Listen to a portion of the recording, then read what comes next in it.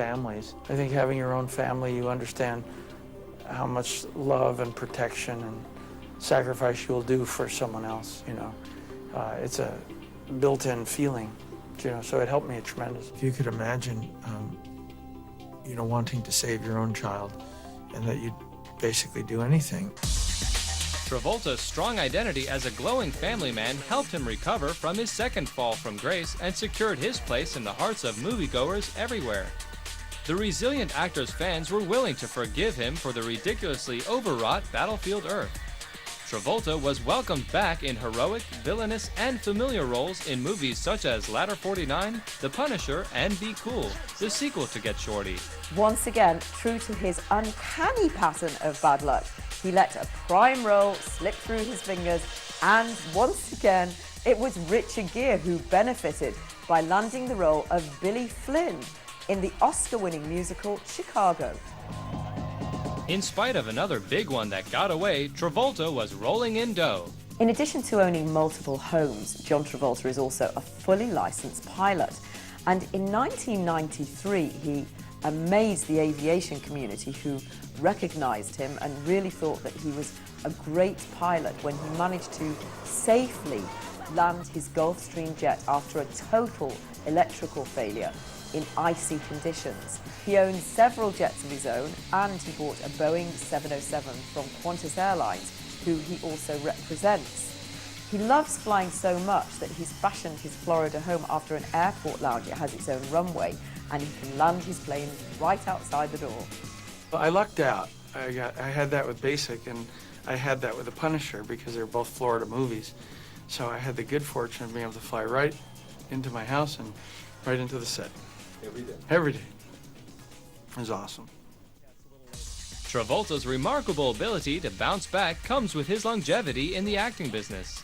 25 years now of being celebrity and a few or 3 or 4 times changing kind of culture, pop issues. I guess I'm used to that association, or I'm used to that kind of attention, so it doesn't introvert me or concern me.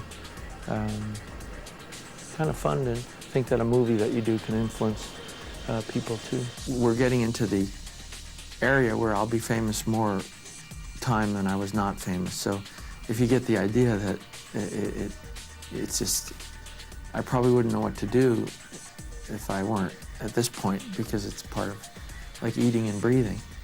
Speaking of eating, John Travolta loves his gourmet food. He does exercise, but he'll do anything to avoid having to slim down, even for a role like Basic, where he had to appear shirtless and very fit and muscular. I went to boot camp. I worked out every day.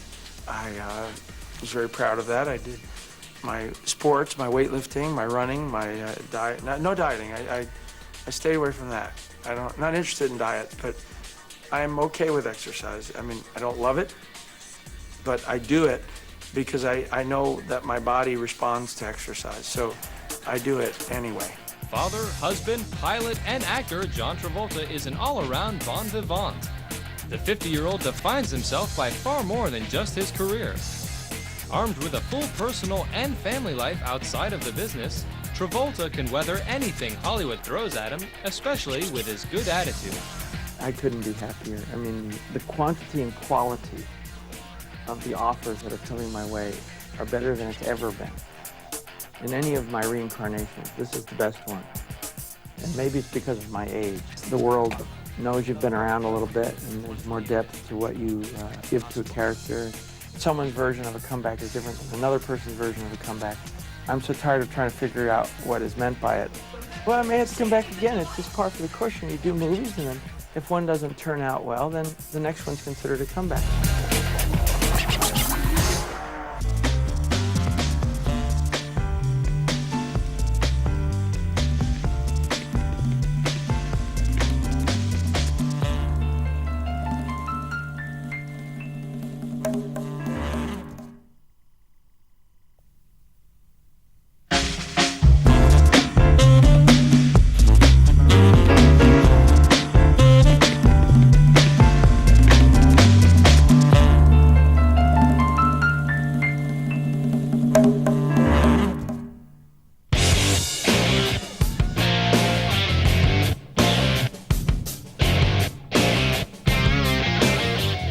Johnny Depp.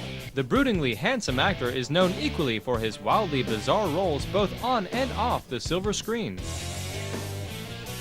From Edward Scissorhands to Willy Wonka, from dating supermodels to wrecking hotel rooms, from rock star wannabe to movie megastar, there is more to this Hollywood bad boy than meets the eye. John Christopher Depp II was born June 9, 1963 in Owensboro, Kentucky. The new addition was the youngest of 3 children to John Sr., a civil engineer, and wife Betty Sue, an on-and-off waitress. When Johnny was 6, the family moved to Miramar, Florida, living in motel rooms. Whenever Betty Sue felt restless, they moved on, and Johnny says that he always felt like a gypsy growing up. Well, I think who I am today is exactly who I'm supposed to be. I think, you know, I mean, I think as we all are products of our upbringing or our conditioning as children, yeah, I think everything makes sense, you know. I mean, I grew up, you know, not a great deal of money, you know, in the family or anything like that. In attempt to focus her troubled son, Betty Sue bought Johnny a $25 guitar. When he dropped out of high school a few years later, he joined a rock band called The Kids. Johnny started early with romance. He fell passionately in love with a makeup artist, Laurie Ann Allison, who was 5 years older than him. The couple married and she accompanied him and the band everywhere. They actually decided to travel west and try their luck in Hollywood, and she went with them. I'd moved to Los Angeles when I was 20 years old with a band, this band that I was in, and finding that, you know, work was pretty difficult to get, and, you know, we'd get a couple of opening act gigs and stuff, but you didn't make any money as a musician, so we started sort of getting these odd jobs, like selling ink pens over the phone and, you know, weird stuff like that. So I was walking down the street with Nicolas Cage, who was a pal of mine at the time, and he suggested that I meet his agent. He thought I should try acting, thought I should be an actor. And I was so broke at the time that I said, I'll try anything, man, I don't care, you know. Where do I go? Met his agent. She sent me to read for Wes Craven, and I got cast in a movie. Nightmare on Elm Street was a surprise hit in 1984, but it was too little too late to save Johnny's marriage. Under the stress of too many eviction notices, Johnny and Laurie went their separate ways.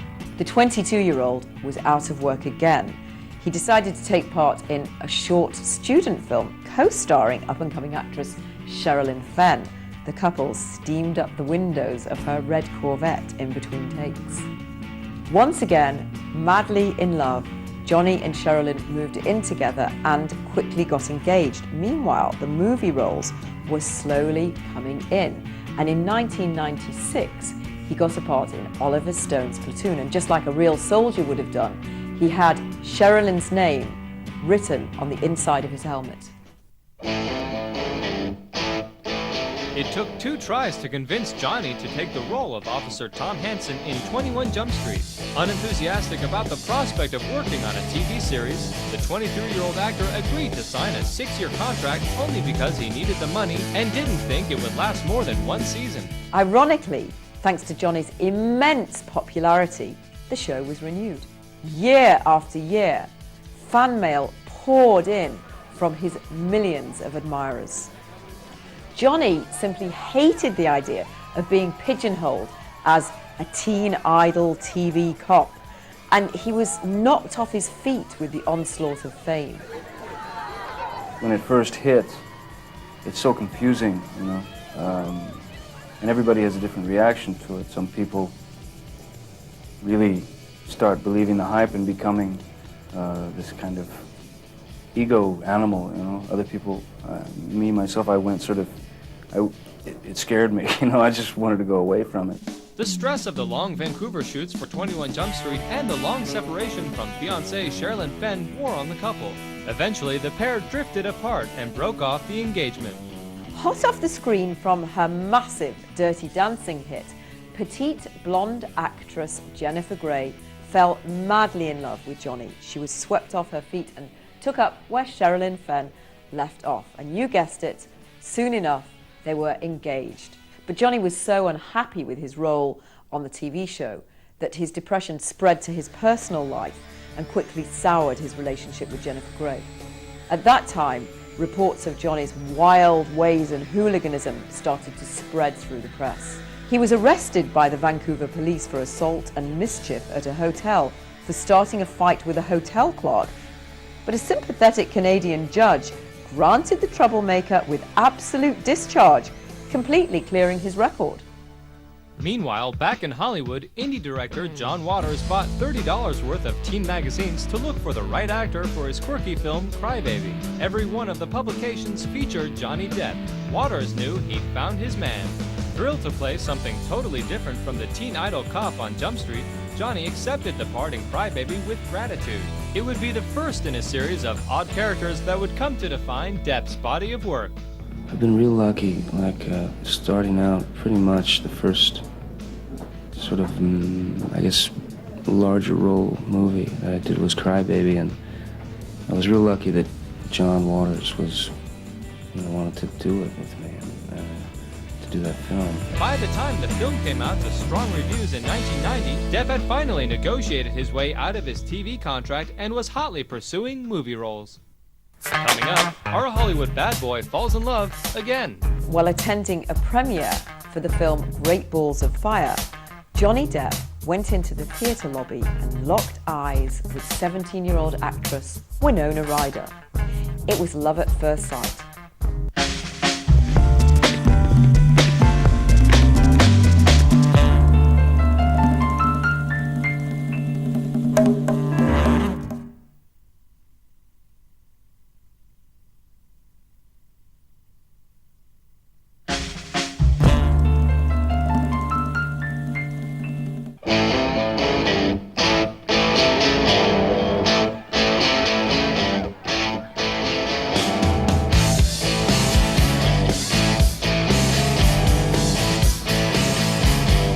While attending a premiere for the film Great Balls of Fire, Johnny Depp went into the theatre lobby and locked eyes with 17-year-old actress Winona Ryder.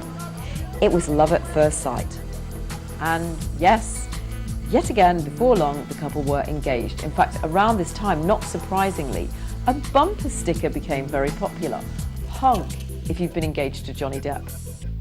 Coincidentally, in 1990, Tim Burton cast both Winona and Johnny in his wonderfully original and offbeat film, Edward Scissorhands. Depp proved his skill in bringing Tim Burton's imagination to the screen. Scissorhands, which is, I've been real lucky in the sense that I've read things and not liked them so much, and then read something and fallen in love with it, and then been lucky enough to work with those directors who I liked very much. I mean, I've worked with all these guys who are like, these are some of my favorite directors. Feeling lucky, Johnny also felt free to reject films that did not interest him. He declined offers for action pictures like Speed and Hollywood epics like Legends of the Fall, instead choosing more personal and quirky stories like Arizona Dream and Benny and June. Winona Ryder had been deeply touched when, shortly after they got engaged, he had a tattoo reading Winona Forever tattooed onto his arm. Well, around the time of his 30th birthday in 1993, they split up, and the tattoo was simply transformed a little. He had the last two letters, N-A, removed, so it read, Wino Forever. The new wording was quite appropriate, actually, seeing as though the actor had just bought a vintage nightclub on the Sunset Strip, which used to belong to the legendary mobster Bugsy Siegel. Johnny renamed it the Viper Room. Johnny was thrilled to have a place where his friends could come and hang out and really have fun, but times weren't always good at the Viper Room. On Halloween night 1993, tragedy struck when the talented River Phoenix reportedly snorted an exotic form of heroin in the Viper's men's room, went out onto the sidewalk and died of a cardiac arrest. The press descended, the sad story was inflamed and exaggerated. And though he had nothing to do with the incident, Johnny Depp secured his reign as Hollywood bad boy. When you're starting out in this business and you're kind of coming up the ranks, they need to know what to call the product. And they weren't quite sure what to label me as, and they figured, oh, this is what he looks like, and this is, you know, so therefore this is what he's going to be. He's going to be a bad boy, or he's going to be a rebel, or all those really tricked out, used up words. So they stamped me with that label for years and years, and it doesn't make any sense to me. It never did. I never went out and cultivated any image. In 1993, Johnny starred in the small but heartfelt and well-received movie What's Eating Gilbert Grape. Still mourning his friend's death and struggling without his Winona by his side, Johnny found refuge in a strange but very close ensemble of the Gilbert Grape cast.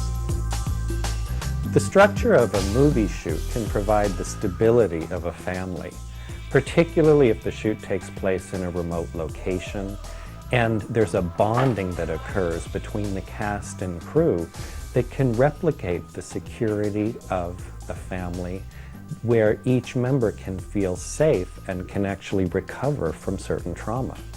Altogether, it was 7 months of shooting. I mean, it was, we really became close. I mean, everybody became really close. Like, so, I mean, to have it actually coming out, it's weird. It almost feels too personal now for it to come out, you know. Because everybody, the crew, cast, the director, everybody lived that movie in a real deep way, you know. 7 months in Douglas, Arizona, 3 blocks from Mexico, you know. In contrast to his own reality, Johnny plays the steadiest, most responsible and stable character in the film. It's kind of a very strange family. It's just a sort of dysfunctional family on a lot of levels. I like it because there's a lot of possibilities for Gilbert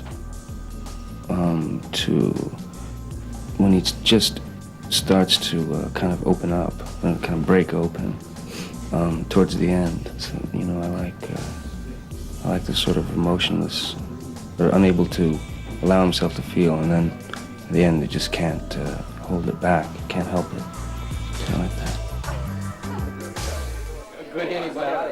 True to form, Johnny's love life started to look up again. One sultry evening in 1994, he was in a crowded New York restaurant when he set eyes on the young waif-like supermodel Kate Moss. It was love at first sight.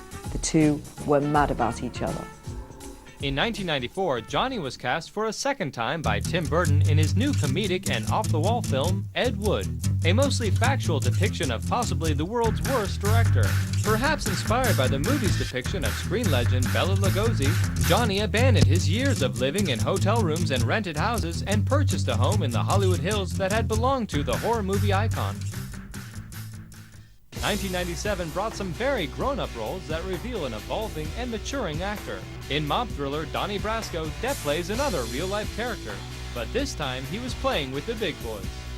Oh, it's very intense. The idea of going to work with Al Pacino is, Jesus, it's like another dream come true. I've been very lucky. Of course, Johnny couldn't stay serious without a break. So in 1998, director Terry Gilliam offered him a starring role in the wildly hallucinogenic role of author Hunter S. Thompson in Fear and Loathing in Las Vegas. Johnny was grateful, clearly, for the fantastic roles he was getting, but the relentless work schedule was really wearing on his relationship with Kate. The couple had spent 4 passionate and rocky years together, but their careers and the long separations they had to endure finally took their toll, and the relationship ended. At 35, Johnny had stated that he was ready to start a family, but he found himself alone again. Of course, the gorgeous actor didn't have to wait too long. It was only about a month later that he was in a Paris bar and he locked eyes with the stunningly beautiful actress and singer Vanessa Paradis. They had a lot in common apart from passion. They enjoyed the same kind of music. And then Johnny got his wish. In 1998 September, just 3 months after they'd met, Vanessa announced that she was pregnant, when on May the 27th, Lily Rose Melody Depp was born. He was overjoyed and found that fatherhood, of course, was yet another learning experience. Being a dad came very, very naturally. I mean, becoming a parent has given me everything. It's given me strength. It's given me perspective. It's given me joy, pure joy. Yeah, Oh yeah, it's an eye-opener. More productive than ever, Johnny starred in 3 more movies by the year 2000.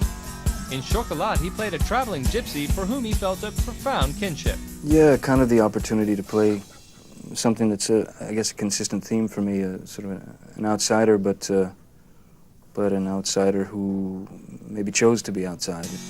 The movie was a magical romp into the psyche of desire and restraint. Johnny lives by the philosophy behind the story. If you choose to live a closed life, then your life experiences will be pretty minimal and pretty gray and boring. If you allow new things to come in, to experience new things, then you'll be able to take something away with you. I think especially, I mean, like, here in this country, I think that America, are so closed off to new things, are so set into certain routines that it becomes dangerous, you know. It's a very dangerous way to live, I think. Refusing to fall into that dangerous trap, Johnny decided to move into a $2 million villa in the south of France with Vanessa and his little daughter. Up next, Johnny becomes a father again and